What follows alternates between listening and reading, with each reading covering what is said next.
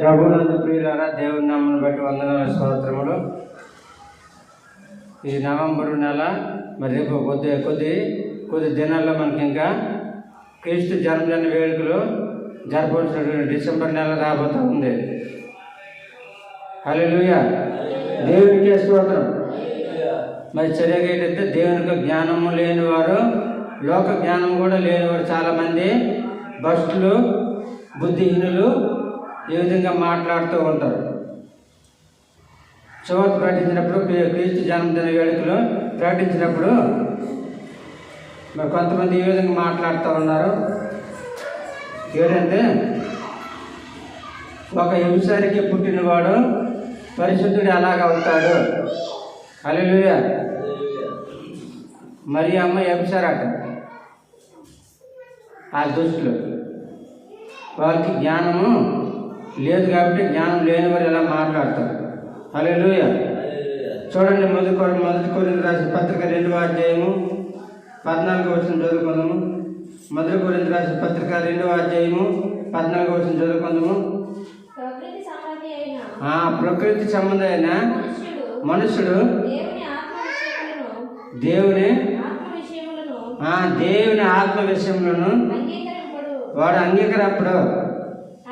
వాడు ప్రకృతి సంబంధి కాబట్టి, ఈ లోక సంబంధి కాబట్టి, చీకటి సంబంధి కాబట్టి వారికి లోక జ్ఞానం తప్ప దేవుని జ్ఞానం వాళ్ళకి ఉండదు. కాబట్టి వాళ్ళు దేవునిగా వాళ్ళు అంగీకరింపరు.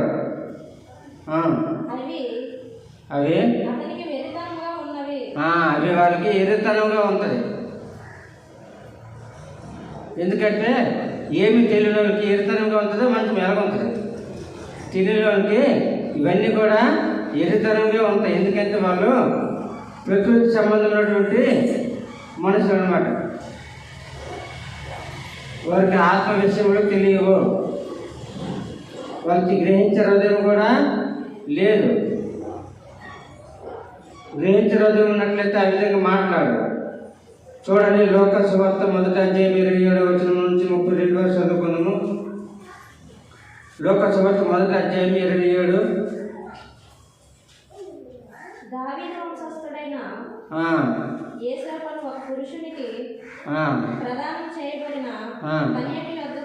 అమ్మ 6 నుంచి చదువు. సరే,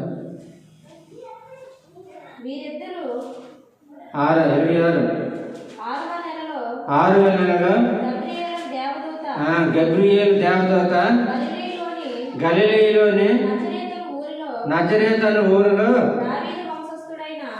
యోసేపుడు దావీదు వంశస్థుడైన యోసేపును పురుషునికి ప్రదానం చేయబడిను. కన్యక యొద్దకు దేవుడి చేత పంపబడిను. హల్లెలూయా. ఆ కన్యక పేరు మరియా. హల్లెలూయా. ఎక్కడే బోల్డ్ అర్థం ఉంది. ఎందుకంటే వాళ్ళకి ఆత్మీయ మర్మాలు వాళ్ళకి తెలియవు. వాళ్ళు ప్రకృతి సంబంధం కాబట్టి ఆత్మ విషయాలు వాళ్ళకి తెలియదు కాబట్టి అర్థమైనట్టు మాట్లాడుతూ ఉంటారు. అందుకే ఒక వింశానికి పుట్టినవాడు పరిశుద్ధుడు ఎలాగవుతాడని బుద్ధిహీనులు మాట్లాడుతూ ఉన్నారు. హల్లెలూయా. ఆ గబ్రియేలు దేవదూత ఎక్కడ నుండి వచ్చింది? దేవుని చేత, దేవుని యొద్ద నుండి మరి దగ్గరికి పంపబడింది. చదవండి. ఆ దూత లోపలికి వచ్చి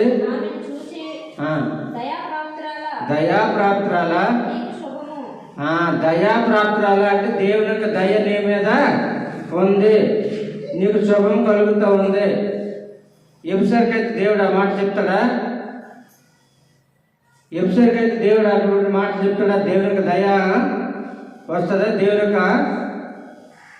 దేవుని కార్యం జరుగుతుందా? పరిశుద్ధాత్మ దేవుడు అక్కడికి పిల్లబడతా వస్తారా? చదవండి.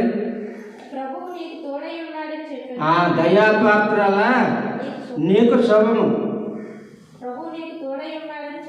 ప్రభు నీకు తోడై ఉన్నాడని ఆ దేవదూత మరియతో చెప్పినట్టు మనం చూస్తున్నాం. మరి చదువుకున్న ముందు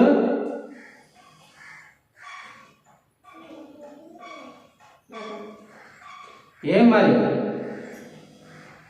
కన్య మరి. హల్లెలూయా. గబ్రియేలు దేవదూత ఎవరి దగ్గరికి వచ్చింది? కన్యక. కన్య అంటే ఏంటి? పురుషుని ఎరుగుని స్త్రీ కన్య. కన్యాత్వం అంటారు కదా, కన్యాత్వం అంటే తెలియదు కదా. అయితే కన్యాత్వమే తెలియనటువంటి పురుషుని ఎరిగినటువంటి స్త్రీ వ్యభిచారాలుగా అవుతాయి. ఇది బుద్ధిహీనులా బుద్ధి ఉన్నోళ్ళ? బుద్ధి లేనివారు కాబట్టి ఏంటి పెద్ద పెద్ద గ్రంథాలు చదువుతారు, కానీ అసలు విషయాల వాళ్ళకి ఆత్మ విషయాలు తెలియవు. వీళ్ళు ప్రకృతి సంబంధులు, చీకటి సంబంధులు, లోక సంబంధులు కాబట్టి వీళ్ళకి ఆత్మ విషయాలు వాళ్ళకి తెలియవు. చదవండి. ఆమె ఆ మాటకు బహుగా తొందరపడి ఈ శుభవచనం ఏమిటో అని ఆలోచించుకొని చుండగా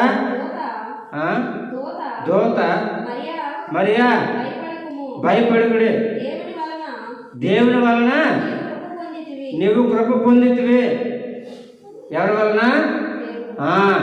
ఆమె కన్యక కాబట్టి, ఆమె పరిశుద్ధురాలు కాబట్టి, పురుషుని స్త్రీ కాబట్టి దేవుడి చేత పంపినటువంటి గబ్రియేలు దేవదూత వచ్చి నువ్వు దయాప్రాప్తురాలు, నీకు శుభం కలుగును, దేవుడు నీకు తోడై ఉన్నాడని దేవుడు ఇటువంటి గొప్ప గొప్ప ఆశీర్వాదాలు, గొప్ప దేవుని కలిగిన మాటలు ఆవిడ పలికినట్టుగా చూస్తూ ఉన్నాం. దయాప్రాప్తులంటే దయ పొందినటువంటి వ్యక్తి. కృప పొందింది, దేవుని యొక్క కరుణ పొందింది. చదవండి. ఇదిగో నీవు గర్భం ధరించి కుమారుని కని ఆయనకు యేసు అని పేరు పెట్టిది. నేను యేసు అంటే లోక రక్షకుడు, యేసు అంటే జగత్ రక్షకుడు, యేసు అంటే సర్వేశ్వరుడు, యేసు అంటే ఆది సంభూతుడు, యేసు అంటే కరుణామయుడు, యేసు అంటే దయామయుడు, యేసు అంటే ప్రేమమయుడు, యేసు అంటే సర్వలోక సృష్టికర్త, అనంత జ్ఞాని, ఆది సంభూతుడు, అనంత జ్ఞాని, ఆది సంభూతుడు, లోక రక్షకుడు. ఈ భూమిని, ఆకాశము, సూర్యచంద్ర నక్షత్రాలు, జీవరాశులు, జలరాశులు సమస్తము నిన్ను నన్ను మనలందరినీ కూడా సృష్టించినటువంటి సృష్టికర్త అని అర్థము. ఆయనకి యేసు అని పేరు పెట్టింది అని ఇక్కడ లేఖనం తెలియజేస్తూ ఉంది. ఆయన గొప్పవాడై సర్వోన్నతుని కుమారుడు అనబడును. ఆయన సర్వోన్నతుడైన కుమారుడు అని అనబడును.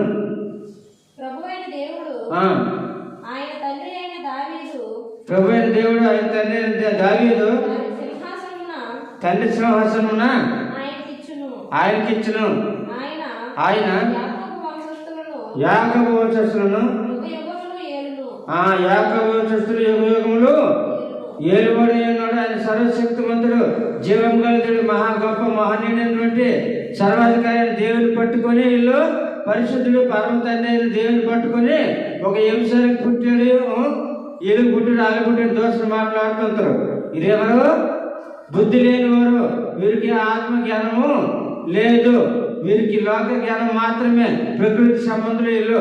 ప్రకృతి జ్ఞానం మాత్రమే, కానీ దేవుని జ్ఞానం వాళ్ళకి ఆత్మ విషయం వాళ్ళకి తెలియదు, వాళ్ళు ప్రేమికు లేరు. హల్లెలూయా. అదే లోక సువార్త 1:35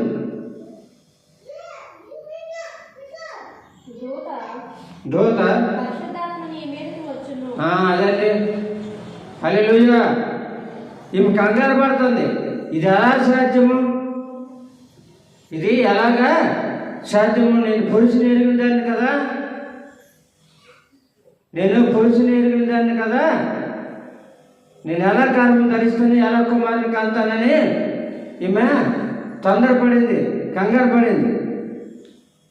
అప్పుడు మరి దేవదూత మాట్లాడుతూ ఉంది. చదవండి. 37. సర్వోన్నతుని శక్తి నిన్ను కమ్ముకొనగా నిన్ను కమ్ముకొనును గనుక. అప్పుడు దూత పరిశుద్ధాత్మ నీ మీదకి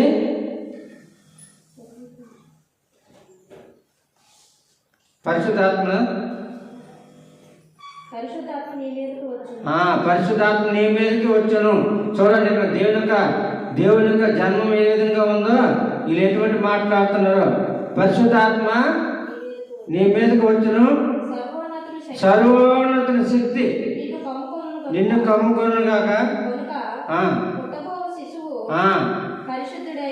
ఎవరండి? పుట్టబో శిశువు పరిశుద్ధుడై దేవుని కుమారుడు అనబడును. హల్లెలూయా, దేవునికే స్తోత్రం. పరిశుద్ధాత్మ ఆమె మీదకి వచ్చినప్పుడు ఆమెకి ఏ పరిశుద్ధాత్మ శక్తి ఆమెకి కుమ్మరించినప్పుడు, ఆమెను ఆవరించినప్పుడు ఆమె గర్వము ధరిస్తుంది. కనుక పుట్టబో శిశువు పరిశుద్ధుడు దేవుడు కుమారుడు అనబడినని వాక్యం చెప్తుంది. బైబిల్ చెప్తూ ఉంటే ఏంటి, ఇది రకరకాలుగా మాట్లాడుతూ ఉంటారు. హల్లెలూయా. ఇప్పుడు చెప్పండి, బాగా ఆలోచన చేయండి. కన్యమరియమ్మ పరిశుద్ధురాలా లేదంటే వ్యభిచారా? మనం ఆడే మాటలు కొంచెము ఆలోచించి మాట్లాడితే మంచిది. నోరుందో కదని ఎలా పడతారుగా మాట్లాడకూడదు. మాట్లాడే ముందు ఆలోచన చేసి మాట్లాడితే మంచిది.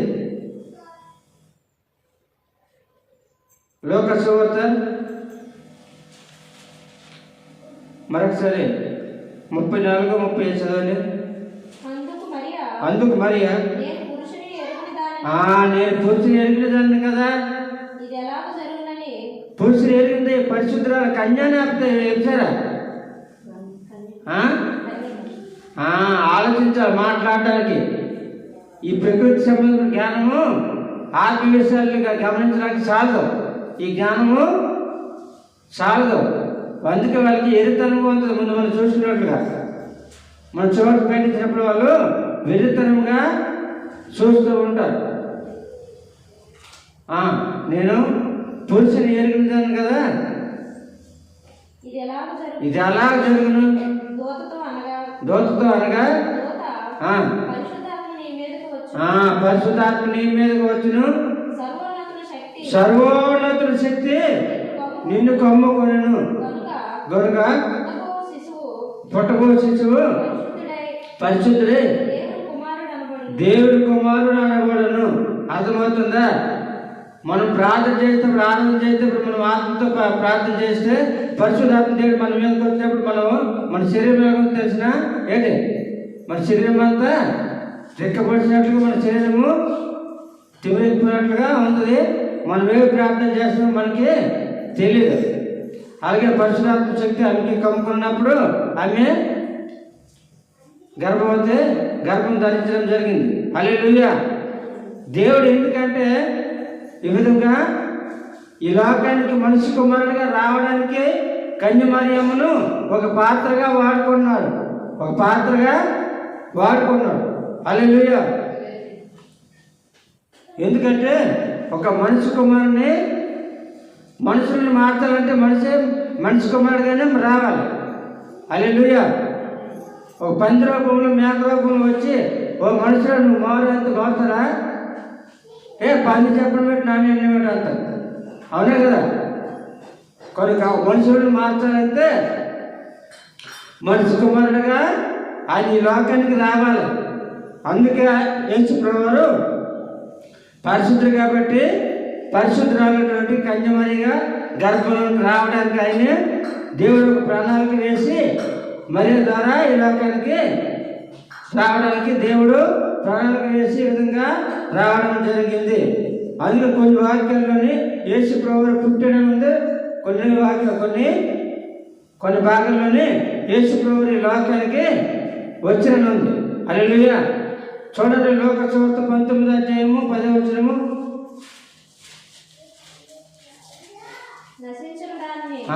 నశించిన దాన్ని ఇటువంటి వాళ్ళే, ఏ ఆత్మ విషయాలు తెలియని వాళ్ళు, దేవుడు తెలుసుకోక ఇక ప్రకృతి సంబంధమైనటువంటి ఏది జ్ఞానంతోనే ఉండి వాళ్ళు అనేకమైనటువంటి వ్యసనాలకి బానిసలైపోయి వాళ్ళ జీవితాలు నాశనం చేసుకుని నరకానికి సిద్ధమవుతున్నటువంటి ఈ నశించిన వాళ్ళే ఇటువంటి వారిని రక్షించడానికే రక్షించిన దాన్ని వీరికి రక్షించటకు మనుషు కుమారుడు వచ్చినని అతనితో చెప్పును. హల్లెలూయా. ఇక్కడ వచ్చిన ఉందా పుట్టిన ఉందా? వచ్చాడు. ఎందుకంటే దేవుడు ఆల్రెడీగా ఉన్నాడు. ఆదిలోనే దేవుడు ఉన్నాడు. వచ్చి చూడండి, యాహ చోత లాస్ట్ వచ్చి చదువుకున్నాము. యాహ చోత మొదటి వచ్చినాము. ఆది యందు వాక్యం ఉండను, వాక్యం దేవుని యొద్ద ఉండెను, వాక్యం దేవుడై ఉండెను. హల్లెలూయా. ఆది అనేది మొట్టమొదట దేవుడు ఉన్నాడు. ఏకమైనాడు, వాక్ అయి ఉన్నాడు. వాక్ అంటే మాట. హల్లెలూయా. ఆది అంటే మొట్టమొదట అప్పటికి భూమి ఆకాశం ఏవి లేవు, శూన్యంగా ఉంది. అందుకే చెప్తుందా మరి ఆదుకోండి మొదటి వచ్చా చూడండి. ఆది దేవుడు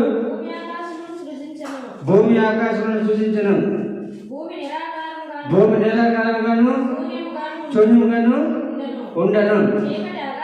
చీకటి అగాధ జలములతో జలముల పైన అల్లాడుచుండను. హల్లెలూయా. అప్పుడు దేవుడు ఉన్నాడు.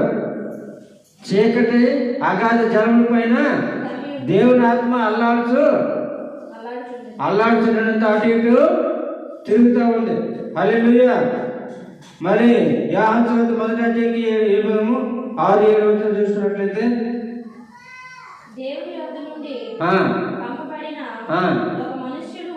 ఒక మనుషుడు ఉండెను. హల్లెలూయా. దేవుడికి స్తోత్రం. సరే, మొదలు 2 కొరింథీ 4 అధ్యాయము 4 నుండి 6 వరకు చూసుకున్నాము. 2 కొరింథీ 4 అధ్యాయం 4 నుంచి 6 వరకు. దేవుని స్వరూపి అయిన క్రీస్తు మహిమను కనపరచుచు సువార్త ప్రకాశము వారికి ప్రకాశింపబడుకున్నట్లు నిమిత్తము ఈ యుగ సంబంధమైనటువంటి దేవత అవిశ్వాసులైన ఎవరు? అవిశ్వాసులైనటువంటి హల్లెలూయా. దేవుడికే స్తోత్రం. ఇది ఆత్మ జ్ఞానం లేని వారికి, ప్రకృతి సంబంధమైన వారికి గ్రహించకుండా ఉండినట్లుగా, మంచి ఏదో చెడేదో తెలుసుకోకుండా ఉండినట్లుగా ఈ యుగ సంబంధమైనటువంటి దేవతంగా అపవాది వారి మనోనేత్రమును గుడ్డితనం కొరకు చేస్తూ ఉంది. హల్లెలూయా. వాళ్ళందుకే వాళ్ళు ఏమి గ్రహించలేకపోతూ ఉన్నారు. వింటున్నారు కానీ వాళ్ళకి వెరితనంగానే ఉంది. గ్రహించే శక్తి వారికి ఉంది, కానీ వాళ్ళ మనోనేత్రముగా హృదయమైన నేత్రమును సాతానుడు మూసిపెట్టేసి గ్రహించకుండా ఉండినట్లుగా వాళ్ళకి గుడ్డితనం కలుగు చేశారు. హల్లెలూయా. అందుకే తెలిసిన వాళ్ళు అదే పని చేస్తారు, తెలియని వాళ్ళు కూడా అదే పని. పెద్ద పెద్ద చదువు చదువుతారు, పెద్ద పెద్ద డిగ్రీలు, పెద్ద పెద్ద అధికారం చేస్తారు. రకరకాలటువంటి శాస్త్రులు ఉన్నారు, అనేక గంధకర్తలు ఉన్నారు, కానీ అసలు విషయాన్ని వాళ్ళు తెలుసుకోలేకపోతున్నారు.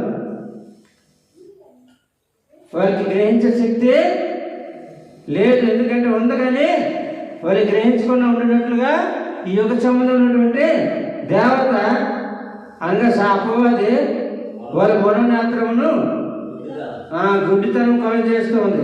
మనోనేత్రం అయితే చూడండి, అప్పుడు మామూలు చెప్పిన మనిషి అంటే 3 కళ్ళు అక్కడ, 3 కళ్ళు మామూలుగా ఉన్నటువంటి కళ్ళు, మామూలుగా నాకు సంబంధం ఉన్న కళ్ళు చూడడానికి. కానీ మనోనేత్రం అంటే జ్ఞాన హృదయము. అది జ్ఞాన హృదయమైన నేత్రం, జ్ఞాన నేత్రం.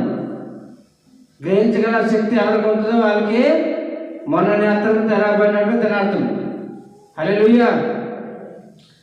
అయితే వీళ్ళకి అన్నీ తెలుసు, అంతగానే అసలు విషయము తెలియదు. ఎందుకంటే వీళ్ళు ప్రకృతి సంబంధమైన వాళ్ళు, వీళ్ళకి ఆత్మ సంబంధమైన విషయాలు వీళ్ళకి తెలియదు. ఇప్పుడు చెప్పండి, మరి పరిశుద్ధుడే కాదు, దేవుడి పరిశుద్ధుడే కాదు, కన్యాలు కండి ఆమె హింసలు అవుతుంది.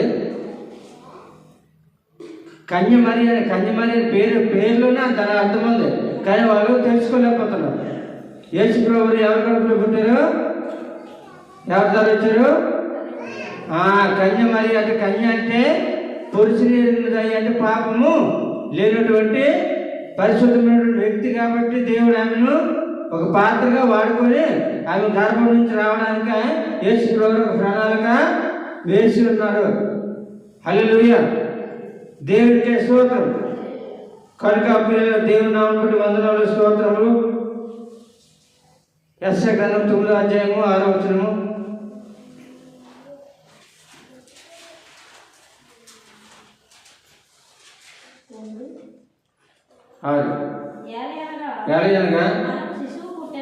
ఏలయనగా మనకి శిశువు పుట్టెను, మనకు కుమారుడు అనుగ్రహించబడును, ఆయన భుజం మీద రాజ్యభారం ఉండదు. ఏ భారము?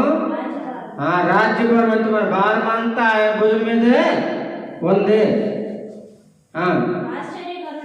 ఆయన ఆశ్చర్యకరుడు, ఆలోచనకర్త, బలవంతుడైన దేవుడు, నిత్యుడకు తండ్రి, సమాధానకర్త అని, అధిపతి అని అతనికి పేరు పెట్టబడును. హల్లెలూయా, ఈ రాజ్యభారం అంతా ఆయన మీద ఉంది. నశించిపోతున్న మనల్ని బాగు చేయడానికి, మనల్ని పరిశుద్ధపరచడానికి ఆయన ఈ లోకానికి వచ్చి ఉన్నాడు. మన పాపం కడగడానికి పాపం లేని పరిశుద్ధుడు ఈ లోకానికి వచ్చి ఉన్నాడు. హల్లెలూయా, దేవుడికే స్తోత్రం. పాపం కడగబడాలంటే పాపం లేనివాడు మాత్రమే,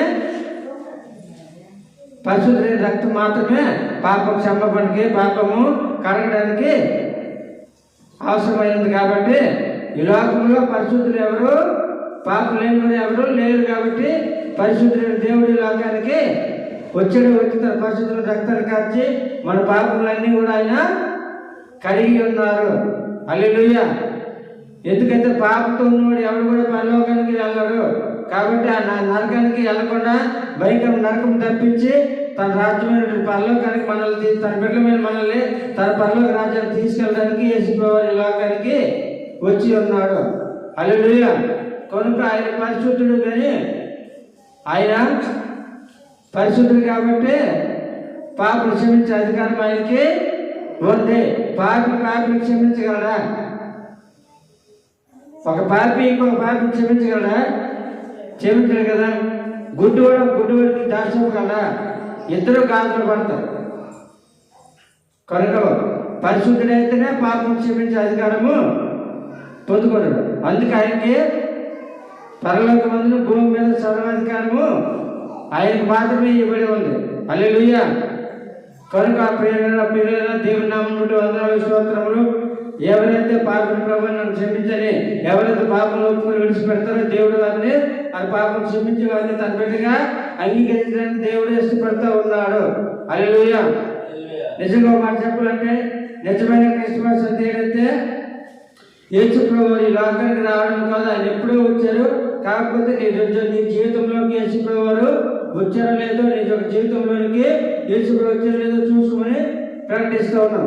నీ జీవితంలోకి యేసుని ఆహ్వానించినట్లయితే నీ జీవితంలో గొప్ప వెలుగు ప్రకటించబడుతుంది, నీ పాపలు క్షమించబడతాయి, నువ్వు పరలోకానికి వారసులవుతావు, పాత్రను తప్పించబడతావు, అగ్నిగుండం నుండి తప్పించబడతావు. ఈ మాట దేవుడు దీవించను గాక. ఆమేన్. హల్లెలూయా.